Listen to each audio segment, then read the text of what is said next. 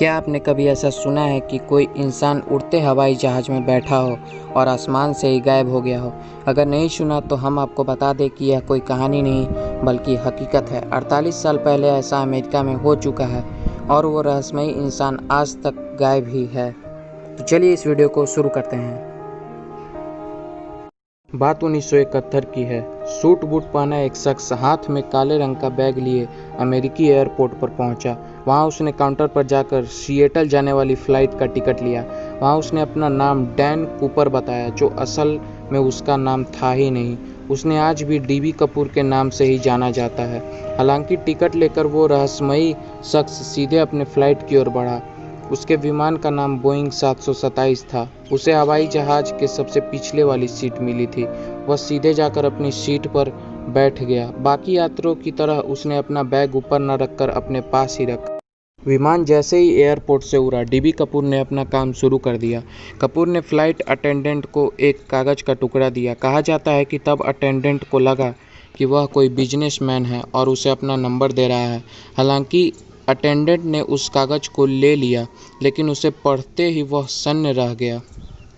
दरअसल उस कागज़ के टुकड़े पर लिखा था, मेरे पास बम है। कपूर ने फ्लाइट अटेंडेंट को अपना बैग खोलकर भी दिखाया, जिसमें सचमुच एक बम था। इसके बाद कपूर ने उसे अपनी सारी शर्तें बताई और कहा कि विमान को नज़दीकी एयरपोर्ट पर लैंड कराया जाए और उसमें से फिर से ईंधन भरा जाए। इसके साथ ही उसने $2 लाख, आज के हिसाब से करीब 1 करोड़ 36 लाख रुपए और 4 पैराशूट की भी मांग की। कपूर की मांग सुनकर फ्लाइट अटेंडेंट सीधे पायलट के पास पहुंची और उसे सारी बात बताई।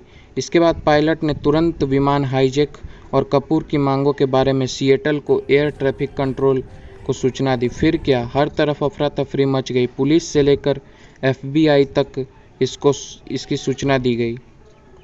हालांकि यात्रियों की जान खतरे में थी, इसलिए अमेरिकी सरकार ने उसकी मांगें मान ली और $2 लाख से भरे बैग उसके पास विमान में पहुंचा दिए गए। लेकिन उससे पहले FBI ने उन नोटों के नंबर नोट कर लिए थे ताकि हाईजैकर को पकड़ा जा सके।